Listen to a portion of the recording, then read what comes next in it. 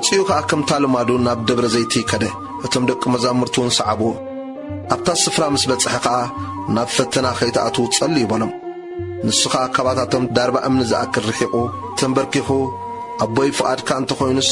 ነዛ ጽዋ እዚኣ ካባይ ኣሕልፋ ግና ካብ ፍቓድካ እምበር ፍቓደይሳ ኣይኹን እናበለ ጸለየ ዘበርትዖ መልኣክ ካብ ሰማይ ተረኣዮ ጻዕሪ ሞት ሒዝዎ ኣጽኒዑ ይልምን ነበረ ረሃጾ ከም ነጥቢ ደም ናብ ምድሪ ይነጥብ ነበረ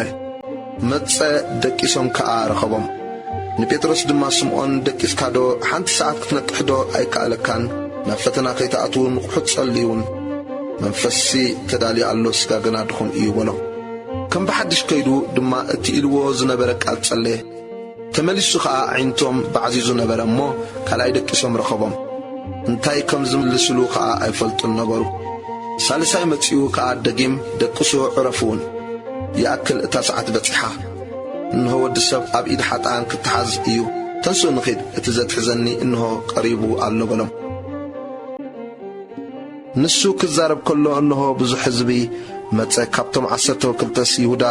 ዝበሃል ድማ ቀቅድሚኦም ይኸይድ ነበረ ንየሱስን ክስዕሞ ቀረበ የሱስ ድማ በል ይሁዳ ንወዲ ሰብ ዶ ብምስዓም ተትሕዞ ኣለኻ በሎ እቶም ኣማእኪሎምዎ ዘለዉ ከዓ እቲ ዝኾነ ምስ ረኣዩ ጐይታይ ብሰይፊ ዶ ክንወቅዕ በልዎ ሓደ ካባታቶም ንባርያ ሊቀ ካህናት ወቂዑ የማነይቲ እዝኑ ቈረጾ የሱስ ከዓ ክሳዕዚ ይብጽሑ ደግዎም ኢሉ መለሰሎም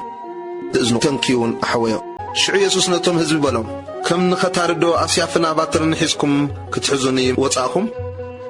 ዕለት ኣብ ቤት መቕደስ እናመሃርኩ ምሳኻትኩም ተቐሚጠ ነይረ ኣይሓዝኩምንን